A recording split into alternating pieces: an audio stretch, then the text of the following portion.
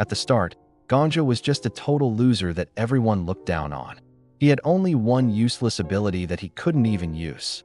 He could take one random skill from anyone who killed him and make it his own. But there's no point in getting skills if you are already dead, right? So, he lived a sad life with no powers and no goals. Until one day, while walking home after drinking, he hears something odd. He sees a top-ranked hunter, the #1 hero he always liked, about to kill a girl for trying to poison him. Even without proof, he kills her without a second thought. Our guy tries to sneak away, but a stray bottle reveals him. To make it worse, he trips and falls. Before he can move, the Flame Emperor catches him. He asks how much our boy saw and if he is with the girls' group. Gongja says he knows nothing and just wants to live quietly. But the Flame Emperor does not care. He won't leave a witness alive, so he kills Gongja right there just for seeing too much. Everything goes dark. He is dead. That is when Gongja's only power starts, and he gets a skill card from the Flame Emperor. Still, Gongja is unhappy because he died anyway, and new skills seem useless. But a moment later, he wakes up in his room. Gongja tries to figure out what happened, and when he looks at his phone, he has gone back to yesterday. But he was surely killed by the Flame Emperor. So how can this be? He checks his system and sees he is here because of the skill he took from him. It is called the Time Traveler's Clock. It lets him return 24 hours after death while keeping his memories and powers. There is a catch, though. The higher his level, the worse the cost for using it. Still, it is the perfect match for his first skill. Now, he can get back at that jerk.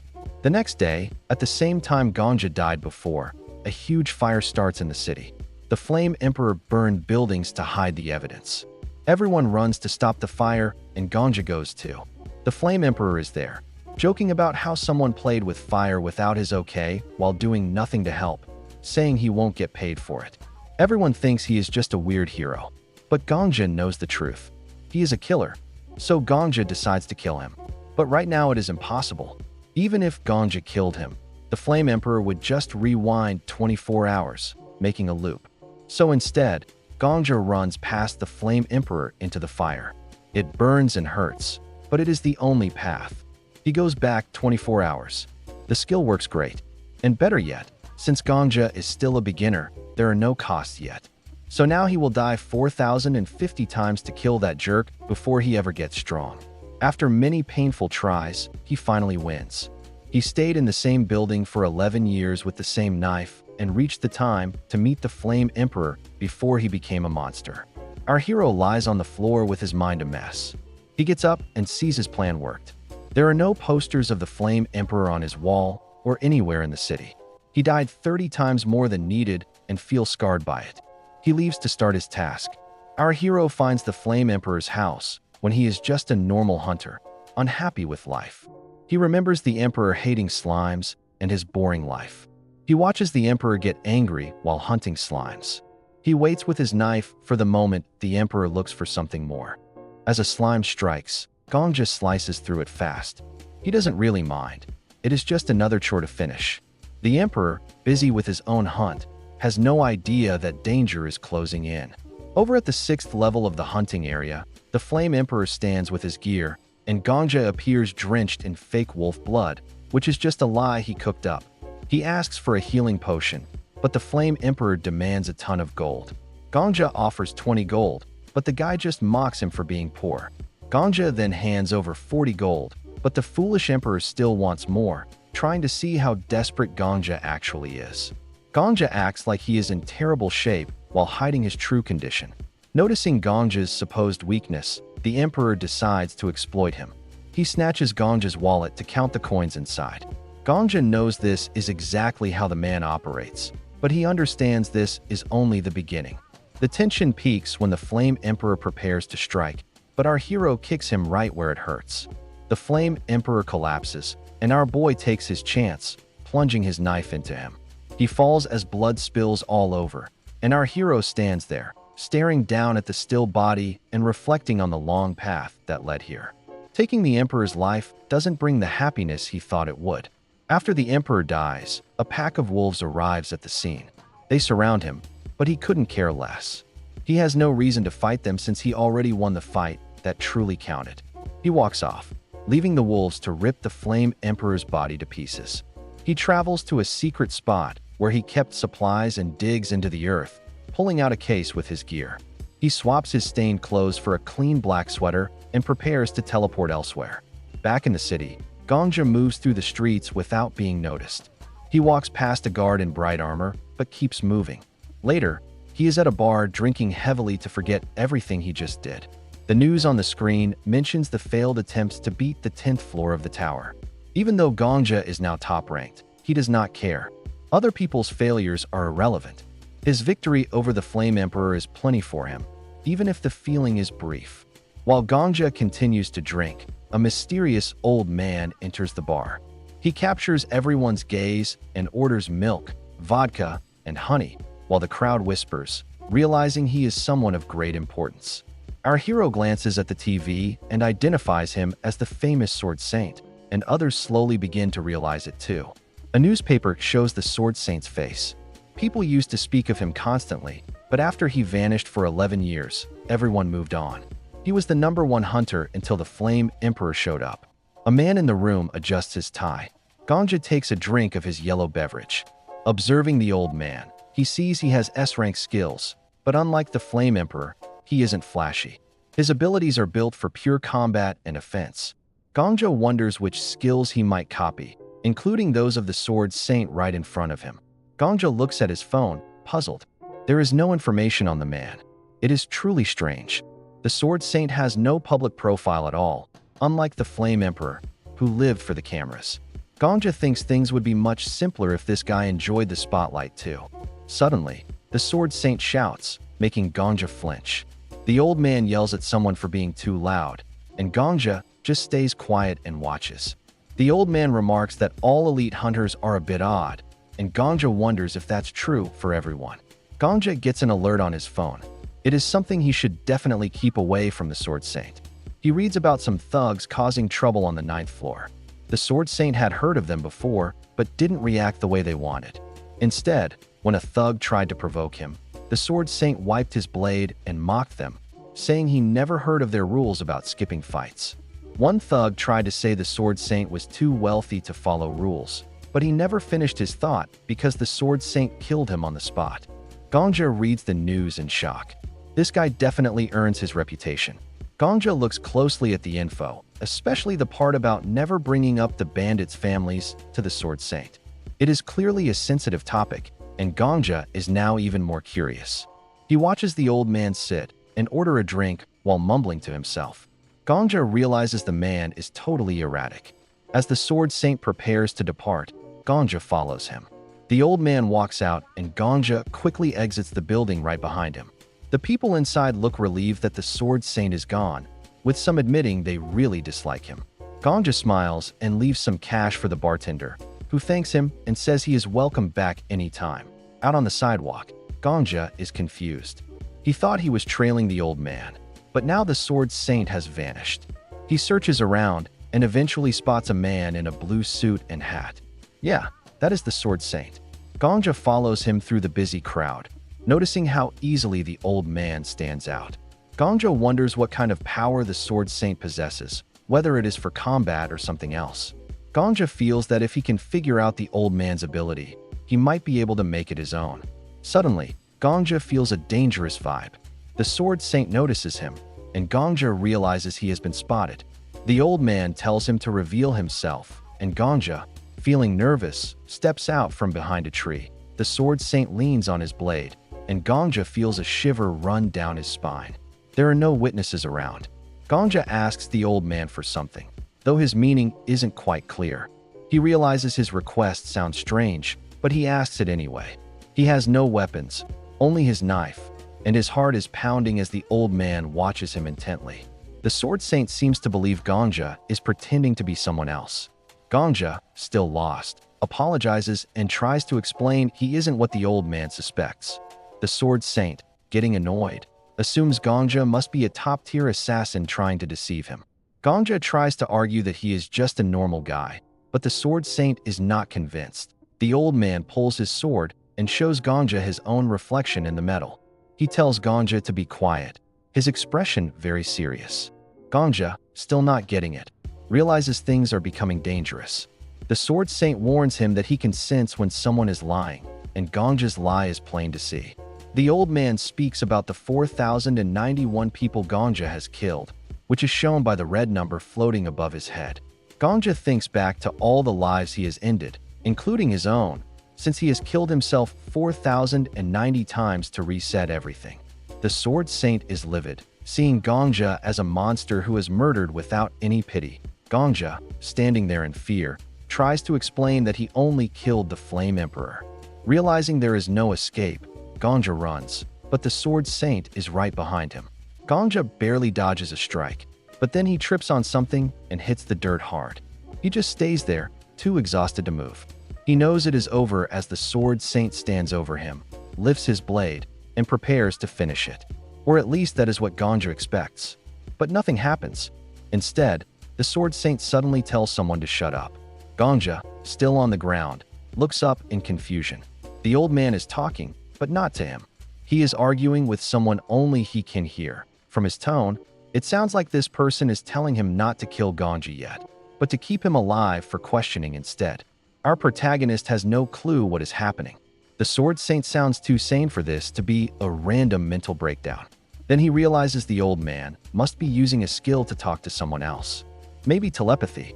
That is when Gongja panics, because if the Sword Saint is telling others about him, then people know about the number over his head. They know about the 4,091 kills. If the Hunter Association finds out, he is finished. He can't hide. Every elite hunter and top guild will hunt him down. When they catch him, it will be a very public and painful death. His only exit is to die again, reset time, and act like none of this happened. He needs to make the old man angry enough to kill him quickly. So he calls him an old man and tells him to send his regards to his grandkids. Gongja basically makes a death wish that grabs the old man's focus instantly. Still talking, he brings up noble families and how their size attracts more bandits. He mentions the recent news drama, saying the old man's grandkids must be quite something given their family line. The Sword Saint loses it, and before Gongja can finish, he swings his blade at light speed. For a moment, our guy is flying and the moon somehow looks upside down. Then he spots his own body, his headless body. He expected it to hurt, but there's no pain, just a strange and pleasant floating feeling. At least it was fast. The sword was so quick, he didn't even see it move. He'd love to own a skill like that. Finally, he lands in the game lobby where the system says the skill condition is met. This means he can copy it, which was his plan from the start. He wants an S-rank fighting skill to come back stronger than ever. But when he looks at the cards, there's no gold one. It feels like a bad joke. He died just for this? He feels totally scammed. It makes no sense since the Sword Saint is the top fighter. He should have had an S-Class skill. But then he realizes the old man reached the top without any S-Class powers. His strength wasn't from an ability, it was just him. What a total waste. Still, he has to choose. Most silver cards look bad, but 4 seem decent. He picks one and hopes for the best. The system confirms it, and he accepts it as he respawns. Then he hears a noise. He turns and sees a red-haired man right next to him. A muscular guy nearby thought the Sword Saint had appeared from nowhere. He told the Sword Saint to be quiet so he could finish his late-night training, leaving our boy very confused. Our hero asks the man who he is. The red-haired guy looks shocked. He turns and asks if Gongja can actually see him. Gongja says yes, and the man asks if he can hear him too. When Gongja says yes again, the guy sits down and talks about how this shouldn't be possible. Then the red-haired guy jumps up, demanding to know where they are and why the room is as small as a doghouse. Suddenly, he asks where the old man is. Gongja asks if he means the famous Sword Saint. The red-haired guy says yes, calling him an amateur. Gongja is stunned, wondering if the legendary Sword Saint is really just a beginner to this man. He checks the red-haired guy's skill info and realizes he isn't from this world. He's a ghost, so he asks if he's the spirit tied to the Sword Saint's back. The ghost confirms it. Gongja panics, apologizing and saying he didn't mean to mess with his essence, but the ghost starts yelling, asking to be sent back to the old man. He screams that since Gongja copied the skill, he should be able to fix it. He won't accept it if Gongja says it's permanent, but the protagonist says he hasn't been able to get rid of the skill. The ghost then climbs the ceiling, hanging upside down, and yells that the Sword Saint's master has been kidnapped by a loser. Gongja begs him to stop shouting from the ceiling because it's scary. The ghost calls it a disaster and blames the Sword Saint for ignoring his teacher. He says he warned the Sword Saint many times to show respect, especially during hard times. Gongja tells him to relax, but the ghost says he's been dead forever. The protagonist tells the ghost he should just die quietly and move on. The ghost yells back, saying Gongja is insulting him and trying to push him into the afterlife. Gongja thinks this guy talks way too much and too loudly. Now, he finally understands why the Sword Saint is always telling people to shut up. Gongja admits he spent his life hiding from the Sword Saint, using every skill to avoid getting noticed. The ghost looks shocked, claiming no other hunter alive is as honorable as the Sword Saint, though he quickly adds that is only true if you don't bring up grandkids. Out of the blue, Gongja mentions that among all the Sword Saint's powers, there is one that displays a kill count. The ghost asks if he means the ability that merely shows if someone has killed before, which he considers totally worthless. Gongja points to himself and reveals that the number of murders floating over his head is 4,091. The ghost gets angry, calling Gongja insane because he is such a beginner. He says he is the greenest of rookies and doesn't even have the right energy. The ghost asks how a pathetic loser like him could possibly be responsible for over 4,000 deaths. Gongja clarifies that he hasn't actually murdered that many people. He has only killed one person, a future villain. The other 4,090 times are the moments he killed himself. He explains he has been reborn just to eliminate this one guy 11 years into the future. He also describes his power to steal an ability from whoever kills him at the exact second of his death. Gongja copied his own rebirth power, so every time he passes away, he just returns to the previous day. The ghost is stunned, realizing Gongja's body is essentially immortal. Gongja says he wants payback, but knows he can never truly defeat his enemy as long as the guy has the rebirth skill and remains the top hunter. That is why Gongja traveled back to a time before his enemy ever got that power. The ghost asks if Gongja really went back 11 years just for revenge on one man, and Gongja confirms it. The ghost cannot believe Gongja killed himself repeatedly to travel that far. The two sit in an awkward silence for a moment. Then the ghost asks for his name and why he stole the Sword Saint's skill. He explains that the Sword Saint is the best hunter of their era, and it is smarter to take skills from the strong to grow fast. The ghost gets suspicious, noting that Gongja's answer suggests the skill card mentioned no one else would notice the ghost's presence, meaning it was meant to be a secret. Gongja agrees. Suddenly, the ghost tells Gongja to get up. He starts floating around him, inspecting him closely. He says Gongja is stubborn, has a solid body, and a real drive to improve. Then, the ghost flies right into Gongja's face and tells him to demonstrate how he hunts monsters. A bit later, they are in a forest facing some creatures. Gongja asks if catching a few is plenty, and the ghost nods. Gongja draws his knife and swings at a slug-like monster. The slug leaps at him, latching onto his body, but Gongja stays composed and stabs it several times until it dies. The ghost wipes slime off his own face and says he expected as much. Gongja asks what he means, and the ghost starts sharing stories of his past life. He says he was once the greatest swordsman in another world where a massive tower appeared, and he climbed it faster than anyone. Gongja recalls the legend of the Flame Emperor reaching the 40th floor, with maps even showing a 99th floor. It was incredibly impressive. The ghost points at himself, saying feats like that naturally drew the interest of veteran hunters like him. He says that is why he is curious to watch Gongja hunt. Our poor boy says it all feels useless since he has no talent. But the ghost calls that nonsense and says he actually has amazing potential. Gongja can't believe it. He asks if the ghost is kidding. The ghost says no. He then explains that Gongja has zero talent for fighting. His moves are messy. His body isn't built for it. And mastering a rare martial art is just a dream for him. But the ghost says Gongja has one special talent. He has no fear of death. Most people naturally avoid danger, but our protagonist charges in without a thought. The ghost says dying over 4,000 times has removed Gongja's fear of death instead of breaking his mind like it would for anyone else. Gongja asks if that really is a talent. The ghost says yes. It isn't something you are born with, but something earned through pain. He says beating the fear of death is one of the toughest things a person can do. He adds that it is truly incredible.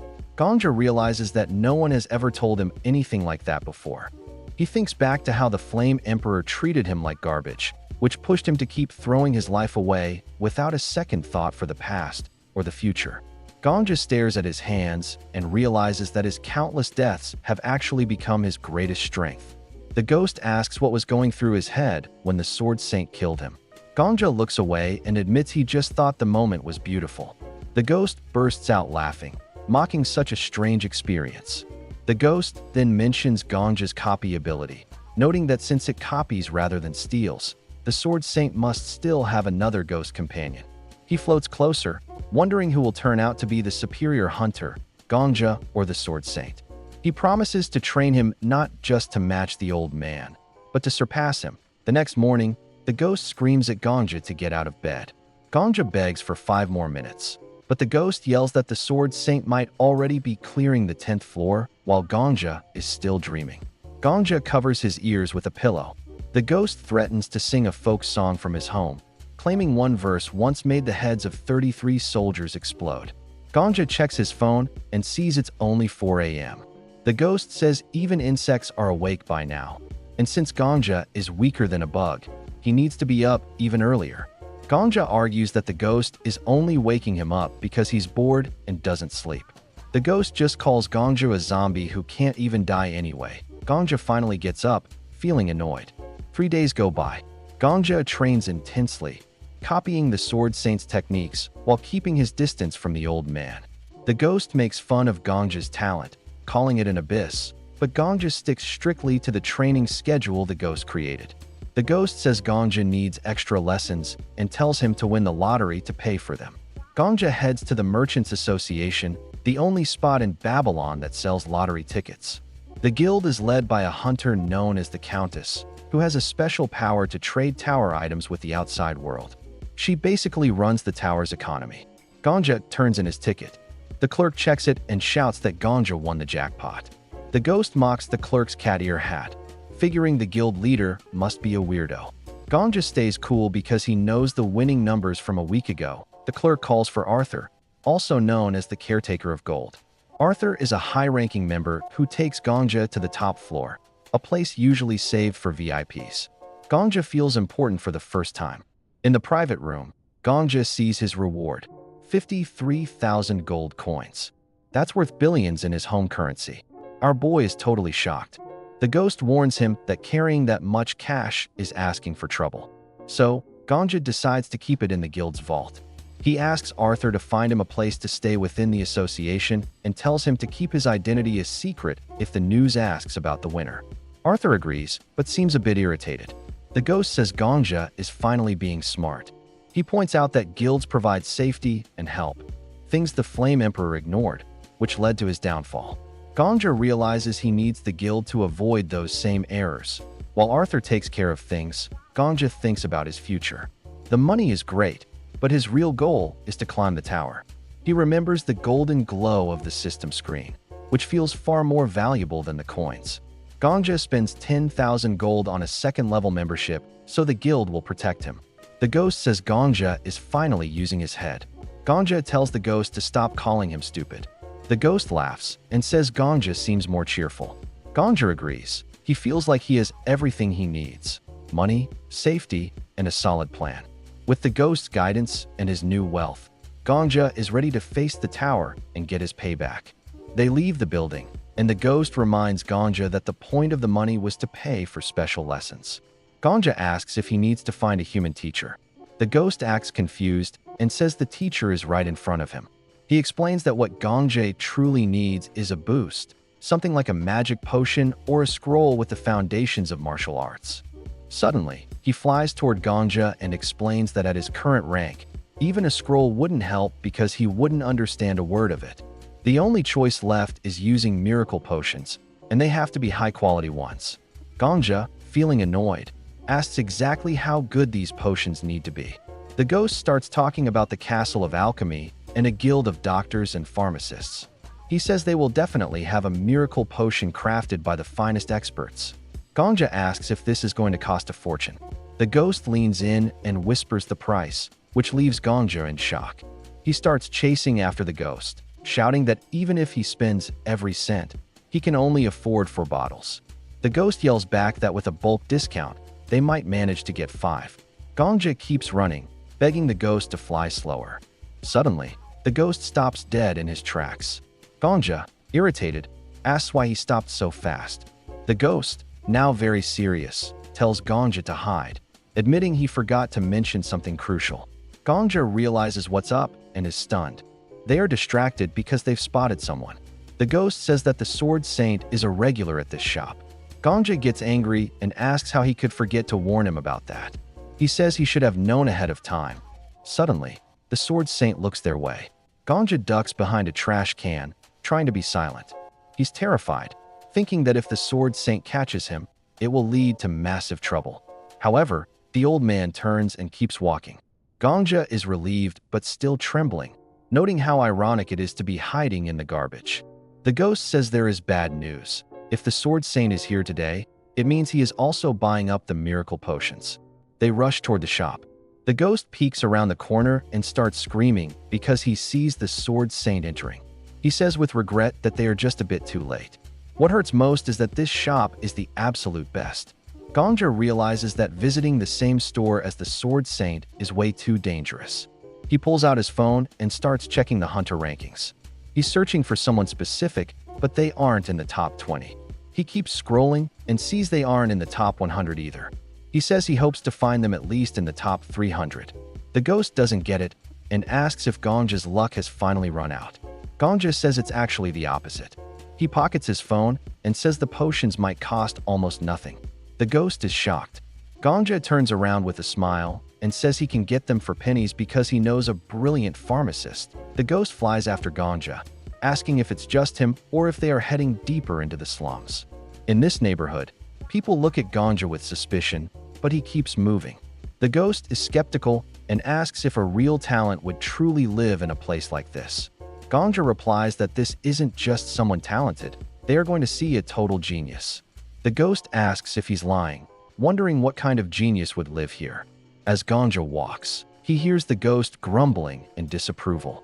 He feels like the old spirit might think he's about to get robbed, or perhaps just thinks he's gone crazy for talking to himself. He knows the ghost has no clue how much wealth he's actually carrying. The ghost asks again if Gongja really knows the way. Suddenly, they hear someone shouting not to touch the lab equipment. Gongja says they've arrived. A man yells that 6 months have passed, and he needs his money. A green-haired girl tries to block him, saying that if he takes her gear, she won't even have money for a meal. The man tells his workers to grab everything, while the girl begs for more time. The man shouts that a week turned into a month, and a month into half a year. He grabs her card, and she clings to it, saying she hasn't finished her brew. The man shoves her away, and she hits the floor. He tells her to quit making potions and leaves. The girl lies on the dirty ground while her tools are hauled off. People passing by say the shop was going to fail anyway, because her prices were way too high. The girl yells that her prices are fair. She barely makes a profit over the costs. She claims no one will find potions at that rate anywhere else in Babylon. Touching her chest, she says they should be grateful she even sells in such a dump. The man walks off, calling her a lost cause, while she begs them to buy just 1 bottle of her special strength brew, but they ignore her. The ghost points at the green-haired girl and asks if this loser is the person Gongja was talking about. He just asks back, what if it is? The ghost is stunned and asks if Gongja has really looked at her. Gongja walks over to the girl while she's crying on the ground. He kneels and asks if she is still taking orders. He knows she isn't crazy or a failure. She is a pharmacist who will eventually reach 5th place in the rankings and lead the alchemy castle. The girl gets up, cleans herself off, and says she can handle anything.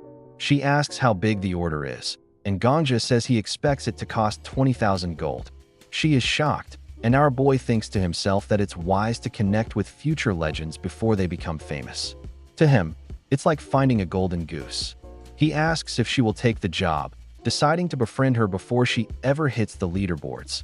The girl invites Gongja and his invisible guest into her messy place, offering an apology. The door actually falls off when she opens it, revealing a total disaster inside. Gongja comments on the clutter while the ghost gets even more doubtful, questioning the cleanliness and if her drinks are even safe.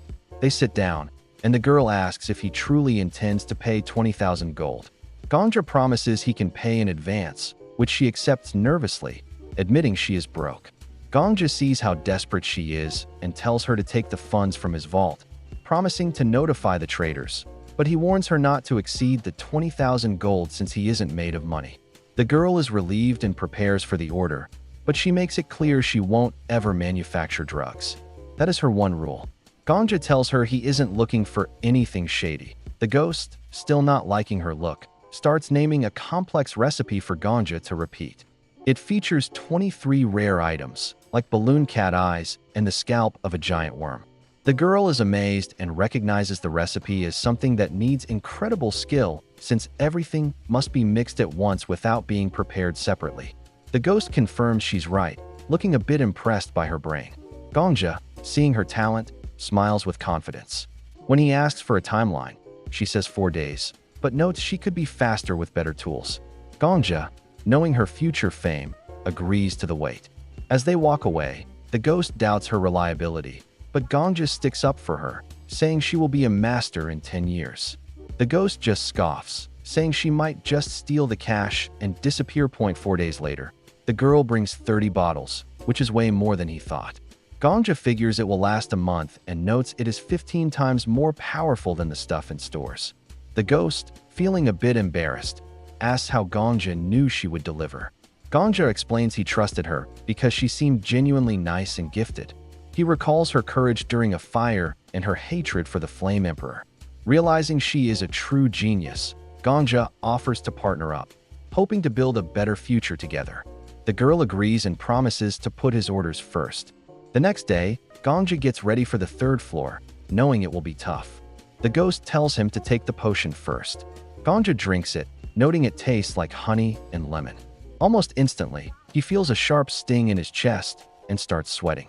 The ghost explains the potion is helping him sense his aura, the energy inside all hunters. Gongja fights to handle the intense feelings, his vision blurring, while the ghost teases him about how hard it is to control his energy.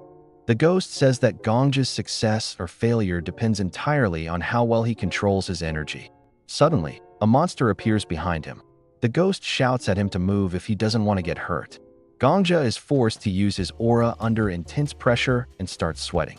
The ghost watches him struggle and calls him a failure, saying anyone who can't grasp the basics of aura is completely worthless. That comment stings, but Gongja keeps pushing, driven by a desperate need to improve. He realizes that complaining is useless, especially since the ghost says that if someone truly hates their life, they should just end it. Gongja worries about that advice, fearing it might make his kill count go even higher. He also fears the old man's reaction, certain that the Sword Saint will hunt him down if that number rises. That a large green creature with a club suddenly appears and roars. It's an orc, and its fast attack forces Gongja to stop thinking and start fighting. He tries to dodge the orc's swings, which look strangely slow because of the potion boosting his senses. Even so, he feels like his style is missing something. Gongja tries to use his aura properly, remembering the ghost's lessons about moving energy into his legs. It sounded easy at first, but doing it during a real fight is much harder. He positions his leg, hoping to guide the energy. Red sparks fly from his neck to his knee, sending shocks through him. He sees smoke around him as he forces aura through muscles that aren't ready for it.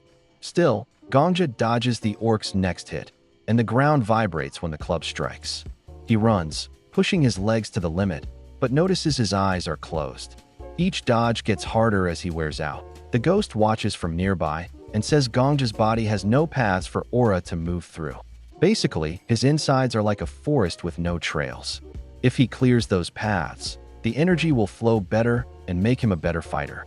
Gongja tries to remember that, but the orc charges again.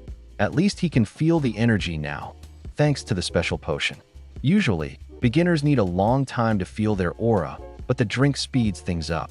The orc swings its club, and Gongja moves at the last second, letting the weapon hit the dirt.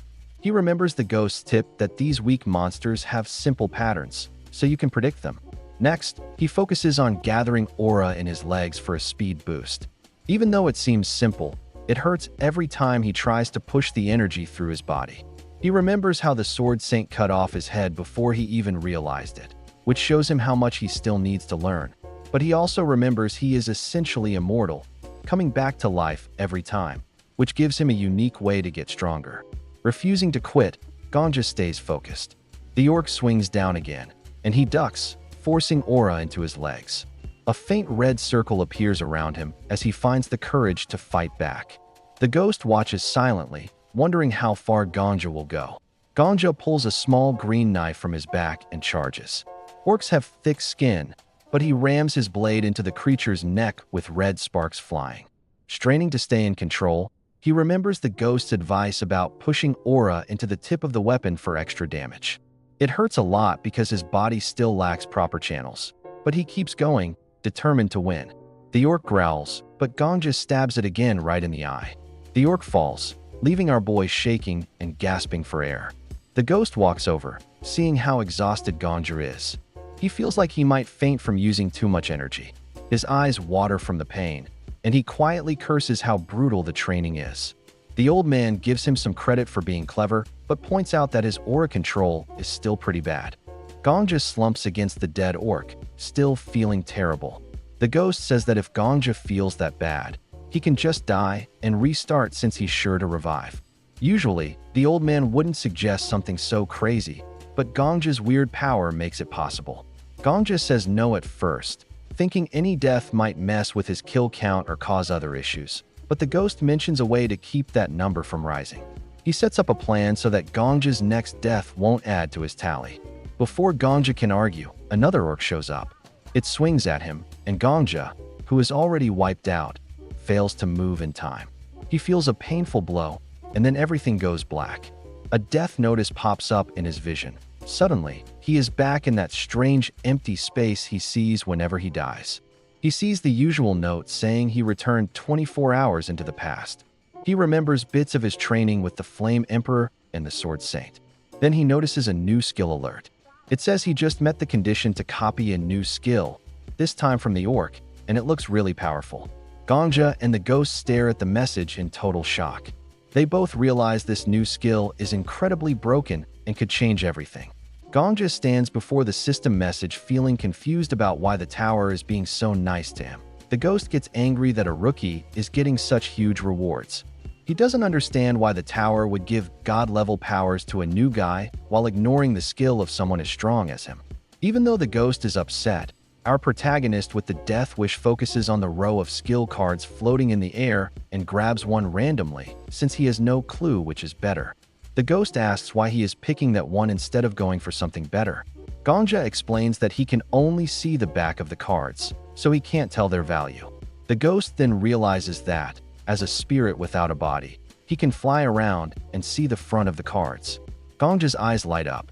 If the ghost can see the front, he can warn Gongja about bad skills and point out the ones that actually help. The ghost agrees but says he will only read each card's description once, so Gongja needs to pay attention.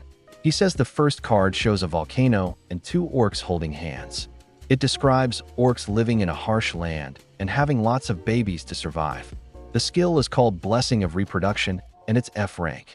It has a tiny benefit, but it makes the user feel hot all year, which sounds annoying. The second card shows orcs dressed like hip-hop fans who speak in a weird slang using chick or chick at the end of every sentence. The skill is named Chick Chick, also F rank. Gongja thinks both skills sound terrible. The ghost jokes that Gongja might have taken Chick Chick by accident if he hadn't stepped in. Gongja doesn't see how the reproduction skill is any better. Both are low rank and useless for a fight. The ghost points out that if Gongja really wants a bit of orc power for once, Chick Chick might be at least a little funny. So, Gongja decides Chick Chick is slightly less awful. Right before the ghost finishes talking, Gongja locks in the choice. The system announces the skill is copied. The ghost is furious, calling Gongja a fool for missing a bigger plan, but the choice is made. Next, Gongja wakes up in a bed in a safe area. A blue screen shows his rank and says there is no penalty for getting Chick Chick. The ghost holds his head, truly upset about what he thinks is a wasted opportunity. Gongja doesn't care and just notices how soft the bed is. He figures this is standard for the merchant group's rooms and feels a bit relaxed after the brutal training.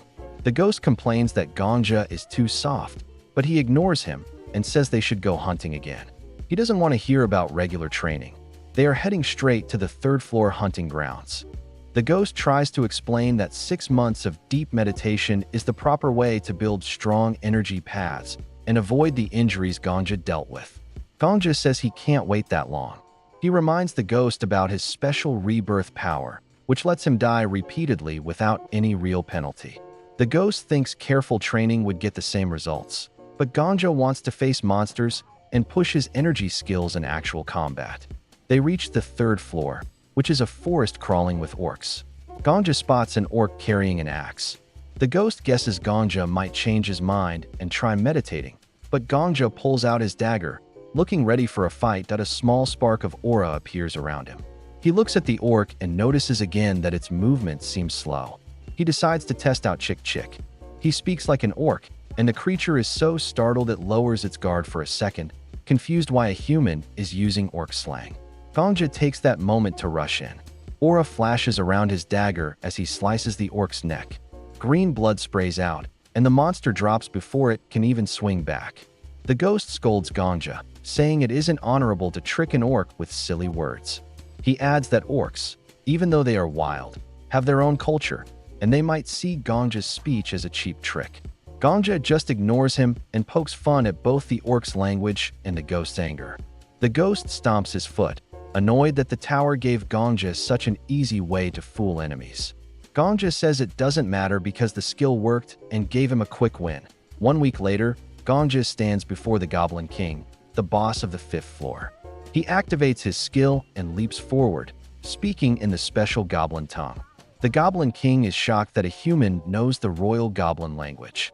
Gongja stabs the monster's neck, sending green blood everywhere. He pulls out his blade and thinks this goblin was his toughest fight all week. He closes his eyes for a moment, hoping the goblin finds peace. The ghost says he's being too dramatic, but Gongja points out he spent 6 coins, meaning 6 deaths, to beat this enemy.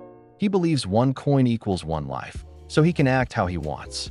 The ghost taps Gongja's head and says it's nothing special, but Gongja disagrees. He points to his new F-rank goblin speaking skill, earned at the cost of many lives. The ghost says goblins aren't much different from people, but Gongja looks at a black and white orb in his hand that shows his new power. A system alert says Gongja is growing stronger. Both he and the ghost see a bright light. Red sparks float around him, and the system says his level has gone up. He is very happy that his skill slots have increased. He looks at his hands and thinks about his higher rank. Another notification praises him. The ghost wonders if the red sparks represent blood or fire. Gongja thinks it's just from leveling up, but the ghost explains that this glow shows an aura tied to a deep memory. He mentions the Flame Emperor, who once killed Gongja and had a fire aura. The ghost says aura types often show what is hidden inside, and he thinks Gongja's aura is blood, not fire. Gongja asks about the Sword Saint, and the ghost tells him about a child lost in the mountains who kept climbing to survive. The child loved the moonlight, believing even it could be beautiful. Gongja listens, unsure why it matters, and they drop the subject. The spirit claps and says that since Gongja cleared the 5th floor, he should keep moving. Our boy raises his hand and asks if they can go straight to the 10th floor boss. The ghost thinks he is overconfident, but the protagonist insists he can do it. The spirit asks if he knows how many years experienced hunters spend on that floor. Gongja makes a bet. If he cannot beat the 10th floor boss with only 2 coins, he will call the ghost teacher. The spirit is shocked, reminding him he used 6 lives just for the Goblin King. Gongja thinks the ghost is underestimating him and says he is ready for big risks. He wants to know what skill the 10th floor boss has. If Gongja wins, the ghost must treat him with respect. The ghost gets angry and calls Gongja's ability a cheap trick. He insists that it doesn't mean he can defeat a top-tier swordsman. He predicts Gongja will fail and remain a student forever. Gongja tells the ghost he should get ready to serve a new master instead. They laugh together, while people nearby start thinking Gongja has lost his mind. Later, a knight stands at the 10th floor entrance. He says Gongja can't go in alone because even the Black Dragon Guild failed. Gongja sees no issue and points out that any hunter who is willing can give it a try. The knight worries he'll be blamed if Gongja dies. The ghost thinks Gongja should just knock the guard aside, but instead, he takes another approach and tells the knight he understands his concern. Then, he says he wants to die, which shocks both the knight and the ghost. He explains that he lost his partner a year ago and has a terminal illness, so his time is short. Instead of a hospital, he plans to fight monsters until the end. He offers all his treatment money and asks the knight to let him through off the record. Moved by the story, the knight finally agrees. Once the gate opens, Gongja enters with the ghost. They reach the 10th floor, which was once cleared by the Flame Emperor.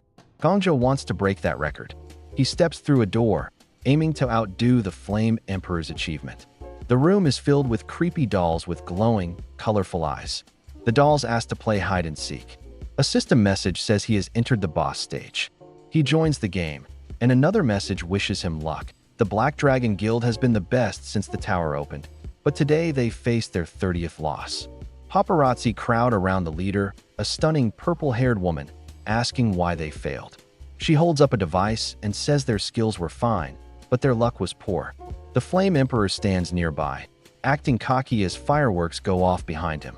He already cleared the 10th floor and says luck is a skill too, calling them all losers. Later, people called this the loser declaration. Everyone wonders why only he could beat the floor. Back to our protagonist in the burning building full of dolls.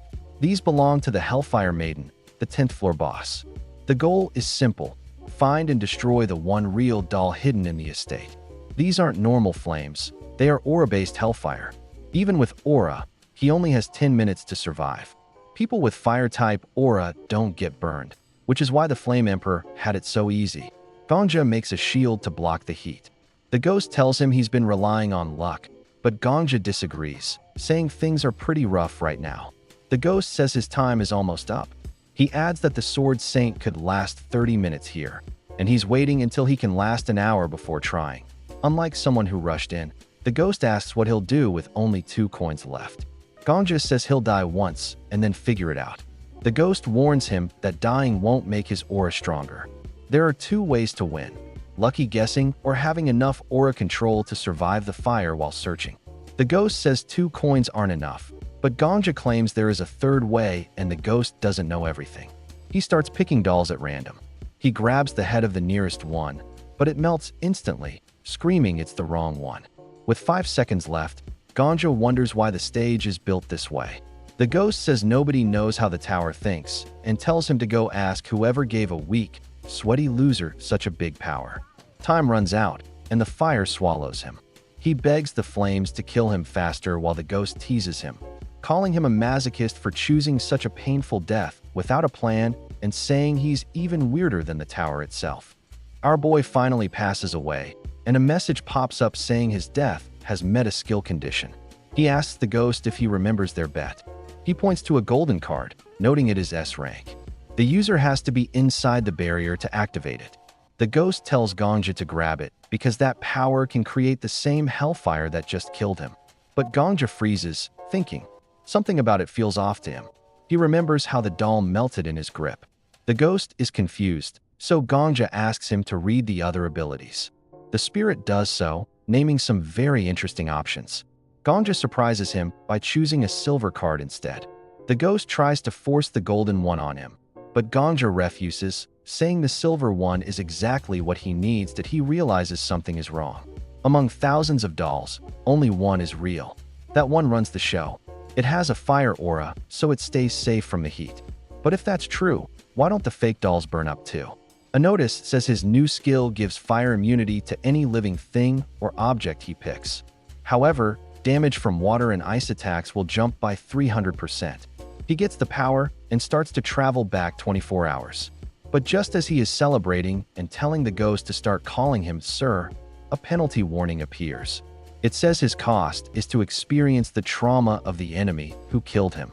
The level is low, and Gongja doesn't get it at first, but the penalty begins, showing him the Hellfire Maiden's past pain to eye in another place. A hungry girl asks a man for bread, even just leftovers.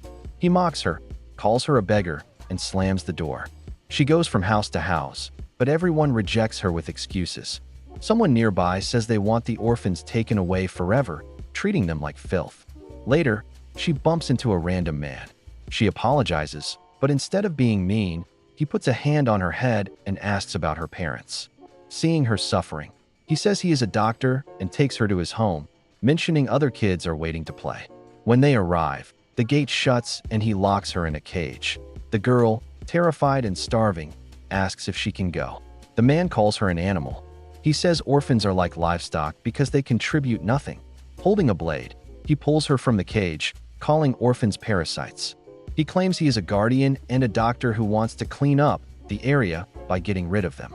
He cuts her hair, saying this is how she pays for her sins. Later, he tells his followers that the hunger of orphans is the root of all trouble. A follower raises a knife over a child. The madman says he will save the world by sacrificing these kids to a higher power. The girl watches in horror as a boy is stabbed. He lets out one last cry and goes quiet.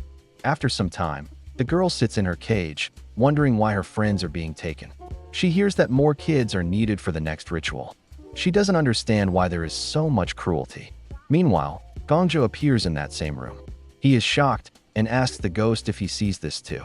The ghost says yes, though he didn't realize Gongja was there with him. Gongja holds his head, explaining that only their minds are present, so they can watch but can't change anything. The ghost gets furious that people like this exist, wondering who is responsible for such evil. Gongja stands by the cage, trying to wrap his head around the fact that this is the 10th floor boss. He never imagined a person's tragic story could turn into a monster. The ghost explains that not every monster is like this, but some bosses are born from real events in other worlds. He adds that heroes and other creatures come from distant places too, which happens more often starting from floor 11. Gongja asks why this was never mentioned, and the ghost says he never asked. Plus, he's never seen the actual birth of a boss before and only knew they originated from another time.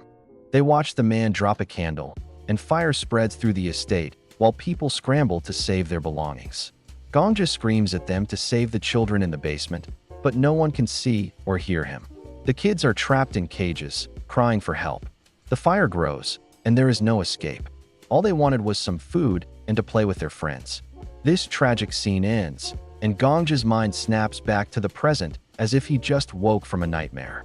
The ghost tells Gongja there was nothing they could have done. Gongja feels sick at that cold response and calls him heartless. The ghost explains that those children died long ago in a different world. If this had happened inside the tower, Gongja might have helped, but this was just an old memory. He tells Gongja to find the doll acting as the boss, finish it, and move on. Gongja doesn't want to just kill the boss without a second thought. He says the Flame Emperor would do that instantly, but he refuses to act that way. At the estate door, the ghost pushes him to eliminate the boss and clear the floor. Gongja fires back that the ghost is as cold as the Flame Emperor.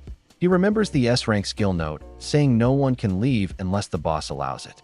The Black Dragon Guild got out without winning, which means the boss let them go.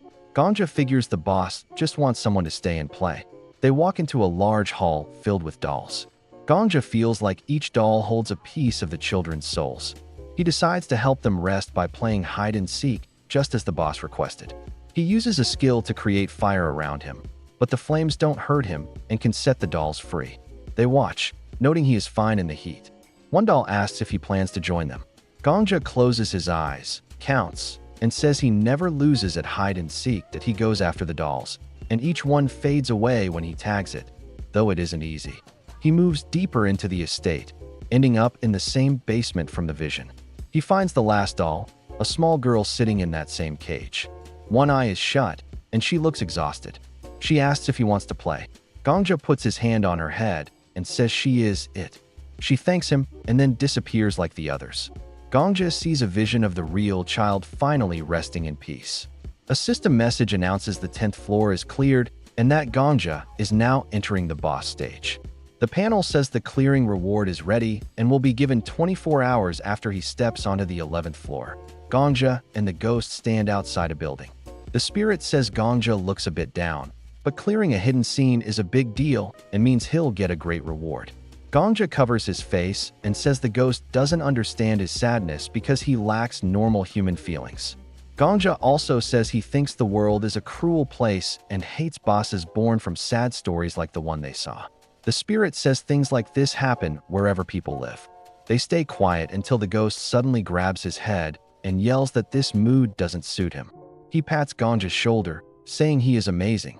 Gongja looks unsure, so the ghost explains he means Gongja's unique way of beating the boss. Gongja calls it weird, but the ghost says he gives praise when it's deserved, and Gongja won through his own skill, not luck. He says they are partners and should celebrate. Suddenly, fireworks light up the sky. An announcement says the 10th floor was cleared on a Friday and the 11th floor opens in 24 hours. People ask about the fireworks, confused why they are appearing outside the first floor. Someone posts that they are on the 3rd floor and can see them and hear the message. Our boy and the ghost check the timer. The ghost says this reminds him of something he once saw, and the hero agrees, saying it's his second time seeing it. Gongja looks at his phone. On a forum, people say it isn't the Black Dragon Guild because their leaders were seen in a cafe. Others mention the Pantheon Guild, but their priests and occult interrogator are busy, so it isn't them either. Some people guess it might be the Sword Saint, but then someone posts a photo of him just sitting there drinking milk. Everyone is totally lost about who actually cleared the 10th floor. The ghost asks Gongja how it feels to go from a nobody helper to the main star. Gongja, staring at his phone, says he feels like he finally has everything he ever wanted. The ghost laughs and says that is not true. He only beat the 10th floor. Still, the spirit admits Gongja is the closest anyone from this world has ever come to the top. Gongja says he is still climbing and won't stop until the end. Suddenly, a man in armor runs over and asks if Gongja was the one. Gongja plays dumb, so the man explains that everyone is going crazy over the 10th floor clearance. He shows his phone, pointing out that Gongja was the only challenger today. Gongja taps his shoulder and asks what they would do if he really was the one. The man begs for at least a name, but Gongja reminds him that he once gave the man 100 gold. When the man asks for a nickname instead, Gongja says he doesn't have one and walks off, leaving the guy in shock. The ghost praises him again, noting that names are powerful and people will definitely be hunting for him now. Then, our boy remembers something important. He reminds the ghost that he promised to call him Master if he beat the boss using only 2 coins. He shouts that he did exactly that. The ghost looks annoyed and tries to say they are partners. Putting his hands on Gongja's shoulders, he argues that partners are equals. Whether you've conquered 99 floors or just the 100th, it's the same level. Gongja ignores the noise and demands to be called Master Gongja from now on as they head to the 1st floor. Later, Gongja sits in a cafe, listening to music and sipping coffee while everyone around him talks about the 10th floor. They have no idea it was him. He asks the ghost if the taste of victory is sweeter than his caramel macchiato. The ghost stays quiet, so Gongja keeps teasing him. Finally, the ghost asks what he wants. He suggests Gongja should pick a new skill and use it on the Sword Saint so things can go back to normal. Gongja jokes that they might be stuck together for life. After about an hour and a half, Gongja figures it's time for the next step. While drinking his macchiato, he notices a cat. He didn't expect such a famous person to show up in the flesh, but he pets the cat as if he knows nothing. Deep down, he knows something is up with this animal. Right then, 5 people walk up and ask if he is Hunter Gongja. He shows his ID and tells them he was wondering how long it would take them to find him. Immediately, they call their bosses, saying they want Gongja for their guilds that are recruiter from the Vigilante Squad bows, and starts explaining the perks of joining. Gongja stops him and sets 2 rules. First, keep his name out of the news.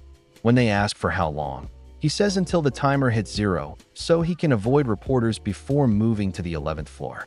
The recruiter agrees. Since they are in public, Gongja says they should take care of the other customers first. They apologize and just rent the whole cafe for an hour to keep it private.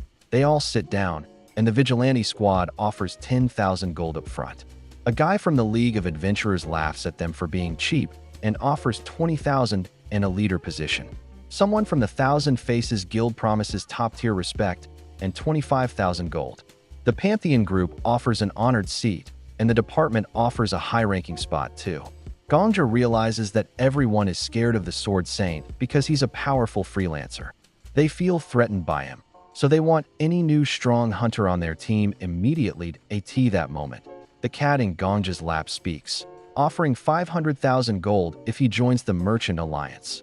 The cat jumps down and transforms into a beautiful woman, the leader of the merchant group, ranked third. She tells Gongja he can have the gold and the job of vice guild leader. Gongja smiles, takes off his headphones, and says he is finally interested. The countess notes that Gongja has guts, seeing as he isn't shocked by her cat transformation. Gongja mentions he even sees ghosts now and then. She laughs, impressed by how calm he stays, while Gongja wonders how she looks so young despite being over 40. He figures she's the wealthiest person in the tower and probably drinks an eternal youth potion daily. A recruiter from the Vigilante Guild tries to speak, but she cuts him off. He asks if a 500,000 gold deposit isn't way too much. The man tries to argue, but the countess stares him down until he looks away, stuttering before admitting he was wrong. She taps him with her fan, telling him to call his bosses if he wants to keep fighting. She says if anyone has a better offer than 500,000, they can stay. Otherwise, she won't waste her time. Everyone leaves except the countess and Gongja. Suddenly, insults fly from across the room. The countess says that guy finally arrived. Viper, the leader of the 1,000 Faceless Gate and ranked 5th, walks in with a group. The cult interrogator, ranked 4th, follows, saying the other guilds messed up by letting Gongja slip away. Miss Paladin, ranked 8th, reminds them their job is to monitor hunters. The Black Witch, leader of the Black Dragon Guild and ranked 2nd, stands there silently. Gongja is stunned to see all the tower's legends in one spot. The countess says it has been a long time since they were all together, remembering when they teamed up for the 2nd floor. Viper threatens her, saying she only knows how to throw money around and calling her deal with Gongja insane. The cult interrogator raises a hand, saying they should get coffee first. He says it's rude for guild leaders to visit a cafe and buy nothing. They start ordering while Viper keeps grumbling about the world falling apart. The 10th floor was just cleared, yet they are sitting there drinking coffee. The cult interrogator ignores him and calmly orders, making Viper curse him out as a religious nut. The cashier is confused but rings them up. As they sit, someone finally remembers Gongja and asks if he wants something. He asks for the menu, deciding on hot chocolate since he already had a macchiato. He sits down like he belongs there. Knowing they are trying to pressure him into a guild, the ghost tells him not to stress, saying these people are just trying to intimidate him. Gongja agrees, joking that being burned alive was much worse. The ghost says that's Gongja's edge. He isn't afraid to take risks. Gongja sarcastically thanks him and reminds him he still owes him a favor. The countess then mentions that Gongja won a lottery in her guild's world, proving he has luck and guts. She says those traits will take him far. Viper says there is no way the person who beat the 10th floor is a nobody and wants to make a deal now. But the Black Witch says nothing is settled yet. She asks Gongja directly which guild he will choose. She warns that if he rejects them all, the media will be a mess. Gongja asks what happens if he does pick one, and she says it will spark a massive bidding war. She explains that clearing the 10th floor proves the tower is still valuable to the outside world, which might bring in more visitors. Gongja mentions the food shortage will probably improve too. The Black Witch agrees, noting it's getting hard to get supplies from the 9th floor. The Countess adds that while she trades with the outside, she needs more goods. The Black Witch says they need more adventurers past the 10th floor to find useful items. First, they need a major event to grab everyone's focus, a powerful symbol of a new chapter. Gongja realizes that in his past life, the Flame Emperor was that symbol. He recalls the Black Dragon Guild once tried something against him, though he doesn't know the specifics. He figures whichever guild signs him will become the next powerhouse, while the rest fall behind. Gongja reaches into his pocket, saying he feels too awkward to just choose a guild directly. He has a different plan. He pulls out a deck of cards, shuffles them, and says he will join the guild of whoever wins at poker. However, if he wins, he joins every guild present on equal terms. He will look like a member, but will also hold actual power. The Countess opens her fan and asks if a guy who has only cleared one floor really thinks he deserves the same status as people who have conquered so many.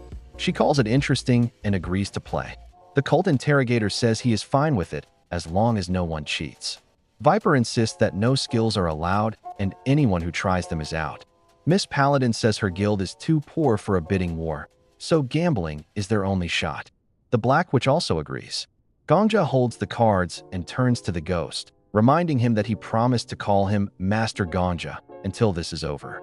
The ghost looks like he wants to vanish, but Gongja demands he check the cards for him. The ghost quickly agrees, saying he will even watch for cheaters. The game starts, and the ghost gives Gongja hints immediately. He whispers that the Countess has a straight and tells Gongja to fold. Gongja listens. Then the ghost moves behind Viper and tells Gongja to call, forcing the snake to fold. When the ghost checks Miss Paladin's hand, he tells Gongja to go all in. Gongja trusts him and does it. After 30 rounds, Gongja hasn't lost once. Viper slams the table, screaming that Gongja is cheating. He is furious an F rank could win this much. Gongja asks how he knows his rank, casually mentioning he was promoted to E rank just yesterday and thanking him for the rating. Gongja then asks if he ran out of chips. Totally beaten, the snake goes to the loser's table. The cult interrogator waves at him, saying he ordered an extra espresso since he knew he'd lose fast. The snake gets even madder and flops into a chair. Eventually, only 3 are left: Gongja, Miss Paladin, and the Black Witch. Miss Paladin loses next and throws her cards down. She thought her poker face was her best trait and wonders if Gongja can read minds. Gongja just smiles, saying maybe he has a skill for it. Miss Paladin sighs, saying new players are getting harder to deal with. She joins Viper, who is still fuming. He keeps shouting about cheating. Miss Paladin says it was obvious from the start. No rookie would suggest a game like this unless he was sure he'd win. She says Gongja basically told them he'd beat them without getting caught. She adds that while brute force is fine, sometimes you have to use your brain. The snake yells about pride, but she asks if pride will put food in his mouth. The cult interrogator jokes that at least his pride can help him finish his espresso to AT the table. The Black Witch says things just got easier for her. She feels more certain now that they can make a deal. She shares that she is from Ukraine and lost her family in a civil war. Life alone is rough everywhere. Gongja tosses in some coins and says he gets it, but asks what her point is. He notes that no one from the tower's first generation had an easy past. He was an orphan too. The Black Witch says that to her. The tower is home. No one cares about your past, and everyone works to keep it that way. The tower lets people understand each other and fight on fair ground, unlike the outside world. She says outsiders see the tower as a junkyard, but flowers can grow in trash. She calls him by name and warns that when the countdown ends, the media will hunt him and his life will change forever. Gongja admits that he actually enjoys the spotlight and wants others to look up to him with envy. The Black Witch sets down her mug, noting that Gongja and the Sword Saint are total opposites. Gongja realizes she likely has a flush, while his hand has nothing to beat it. Regardless, he goes all in, pushing all his chips forward. She looks stunned. Gongja explains that he doesn't need a fancy title just for passing the 10th floor. He intends to reach the 20th, 30th, and even the 100th, no matter how long it takes. He respects how much the tower means to them and doesn't want enemies, but he makes it clear they are still rivals. He adds that he isn't concerned with the food shortage or the poor.